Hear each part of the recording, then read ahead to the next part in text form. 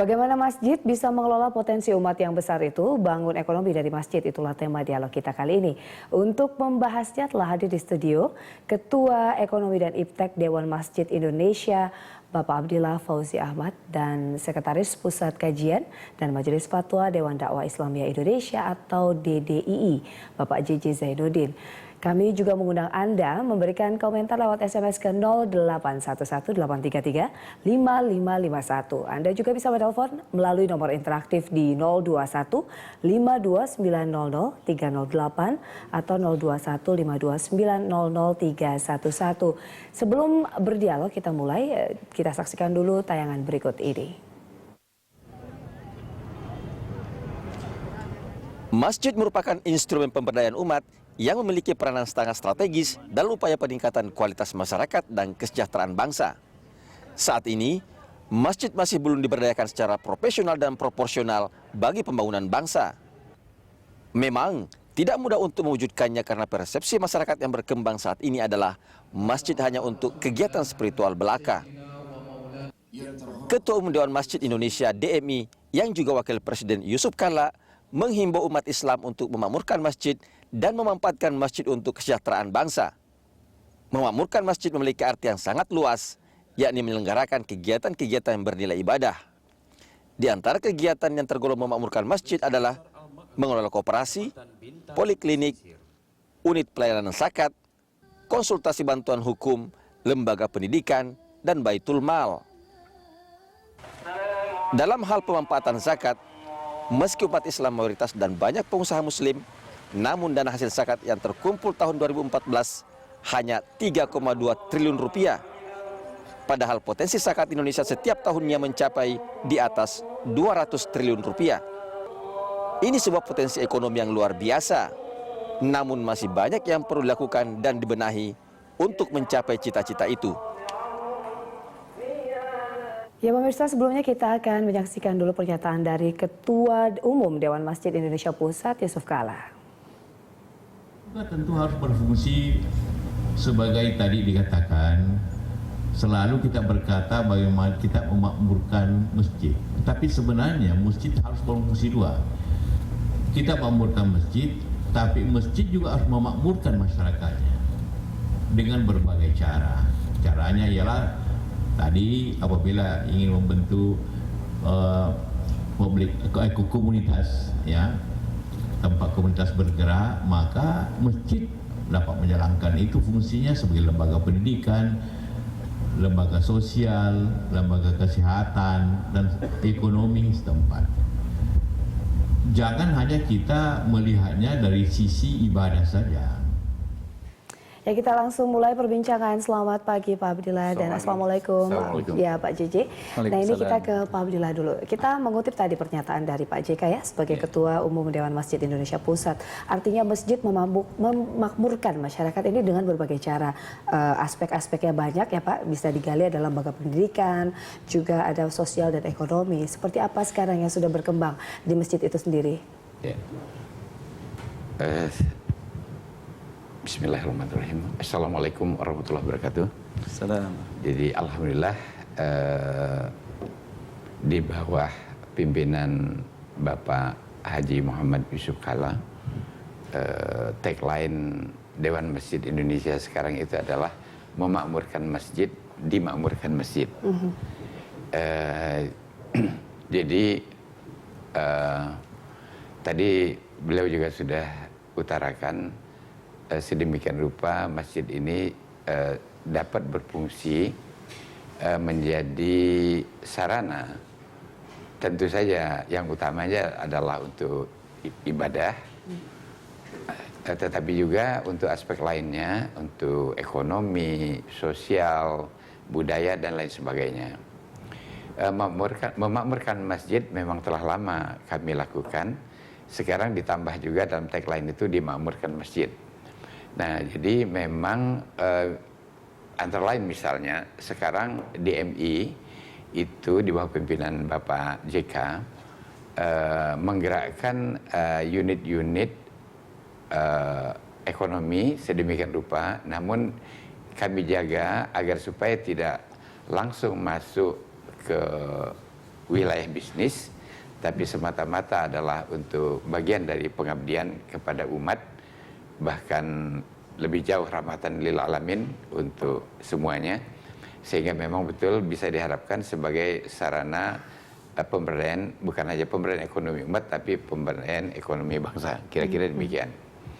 Saya ambil contoh, misalnya saja ada perusahaan yang menjadikan DMI karena mungkin kredibel, dapat dipercaya dengan imtaknya iman dan takwa untuk CSR, Corporate Social Responsibility. Yeah. Salah satu contoh misalnya perusahaan gas negara. Nah, demikian rupa diatur oleh DMI agar supaya dana ini berkelanjutan, bergulir, sehingga pengurus BKM Badan Kesehatan Masjid itu ditatar lebih dahulu dengan mencukupi syarat-syarat dapat mengelolanya, baru disalurkan dana itu. Yeah. Demikian juga ada perjanjian atau MOU dengan Asbisindo, itu Asosiasi Bank Syariah, sehingga mereka dapat mengucurkan kreditnya, tentu tetap saja antara bank dengan nasabahnya, namun kami meneropong, menelaah kira-kira yang mana yang dapat disalurkan sehingga NPL-nya, non-performing loans-nya dapat terjamin dalam arti tidak menjadi macet. Yeah. Misalnya demikian. Yang mutakhir, yang baru akan dilakukan pada hari-hari ini adalah, ini bukan tangan kanan memberi, tangan kiri tidak diberitahu, tidak, tetapi justru menggetuk tularkan agar supaya nanti juga yang lain tergerak.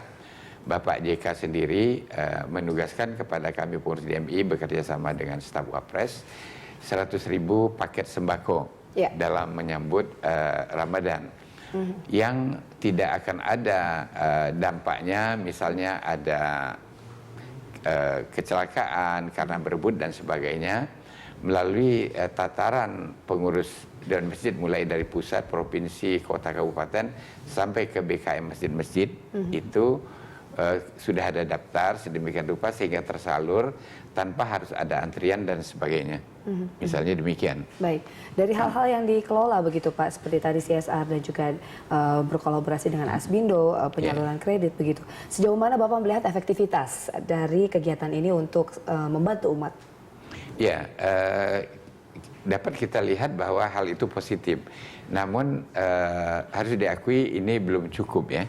Misalnya CSR, Corporate Social Responsibility itu sangat besar sekali ya. Karena ini memang adalah kewajiban sebetulnya dari badan usaha, terutama kepada lingkungannya. Andai kata ini dapat diikuti oleh banyak perusahaan, khususnya badan usaha milik negara, ya, itu akan baik sekali. Mereka sudah melaksanakan fungsinya untuk kesehatan lingkungan, dan Dewan Masjid bukan mengelola ya, tapi menyalurkan sedemikian rupa dengan cara yang baik dan benar. Itu. Ada lagi hal-hal sebetulnya yang dapat dilakukan lebih jauh, karena sebagaimana kita maklumi, Rasulullah Muhammad SAW sendiri dulu menggunakan masjid ini bukan semata-mata untuk sarana ibadah, tapi juga untuk sarana ekonomi, sosial, budaya, dan lain sebagainya. Sarana ekonomi, kita bertanya ke Pak JJ, ini bagaimana Pak, untuk kondisi keadaan yang memang tadi realisasinya sudah ada di masjid sendiri ya, bahwa ada penyaluran kredit, apakah ini juga cukup bisa mengembangkan potensi keseluruhan dari masjid itu sendiri menurut Bapak? Terima kasih. Jadi kalau kita berbicara tentang fungsi strategis masjid, memang pertama kita harus setidaknya mengacu kepada 3 aspek landasan ya. Yang pertama adalah secara teologis, bahwa masjid ditetapkan fungsinya itu oleh Al-Quran maupun hadis Nabi. Jadi tadi seperti disitir oleh Pak JK, bukan hanya dimakmurkan masjid itu, tapi harus memakmurkan masyarakat. Artinya kalau dengan bahasa lain, masjid itu secara landasan teologis dalam Islam, dalam Al-Quran dan hadis, ia menjadi sarana ritual dan juga sarana sosial. Nah, maka dalam sarana sosial inilah yang patut digali, dikembangkan, sehingga kemudian menjadi sebuah kesadaran dan budaya masyarakat, masjid tidak hanya orientasi untuk ibadah ritual saja, tapi juga sebagai pusat diantaranya adalah pengembangan ekonomi dari aspek sosialnya. Yang kedua, kita juga mencermin umpamanya kepada sisi historis masjid. Bagaimana dari masjid-masjid besar dalam sejarah peradaban Islam itu lahir universitas-universitas terkenal di dunia seperti Al-Azhar gitu. Nah, artinya dari landasan historis ini juga harus membangunkan kita. Kenapa masjid-masjid kita tidak kan gitu. Nah, kemudian yang ketiga juga adalah kondisi real sekarang ini, kondisi real.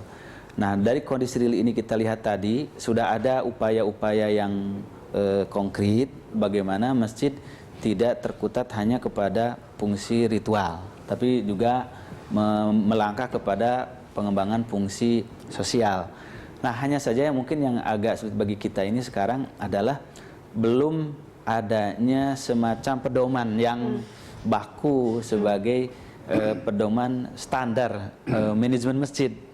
Sehingga dari standar manajemen itu untuk aspek ritualnya apa, aspek sosialnya apa, termasuk dalamnya ekonomi. Nah, seperti tadi disampaikan, dari Ketua Umum DMI telah mempelopori dengan adanya penyaluran sembako lewat masjid. Kemudian ada penyaluran kredit usaha kecil dan menengah. Nah, hanya saja ini kan yang sering lemah inilah sosialisasi. Sosialisasinya ini yang harus lebih digencarkan lagi di masyarakat. Barangkali itu menurut saya. Baik, Pak Jj, apakah dari kondisi masjid saat ini juga yang tadi CSR itu bisa memakmurkan rakyat? Artinya yang sudah berjalan sekarang ini berpotensi kuat untuk bisa dikembangkan dan juga bisa berhasil begitu ke depannya? Betul. Saya optimis kalau itu didukung 3 hal. Pertama adalah dia dilakukan secara sadar dengan kekuatan struktural.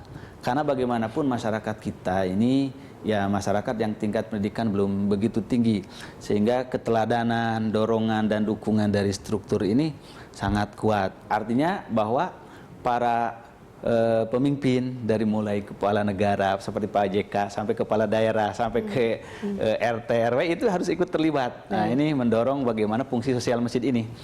Kemudian yang kedua juga adalah tidak henti-hentinya adalah membangun budaya masyarakat tentang masjid jangan lagi hanya dilihat sebagai pusat ritual, tapi juga pusat kegiatan sosial. Dan yang terakhir juga adalah bagaimana menyamakan persepsi tentang sebetulnya secara tadi teologi historis bahwa masjid itu punya akar sejarah yang kuat sebagai pemberdayaan ekonomi umat. Nah, kalau ini disatukan 3 landasan ini lalu menjadi langkah bersama seluruh komponen masyarakat dan stakeholder yang berkait dengan masjid, insya Allah baru efektif. Tapi kalau tidak itu biasanya istilahnya hanya musiman gitu, musim Ramadan gitu, baru rame zakat gitu itu. Insya Allah. Betul. Kita masih akan membahas Pak Abdillah dan juga Pak JJ di segmen berikutnya bagaimana masjid ini memberdayakan potensi-potensi yang ada di masyarakat untuk umat Muslim atau umat lainnya begitu artinya masyarakat Indonesia sesaat lagi. Tetaplah bersama Dialog Jurnal Pagi.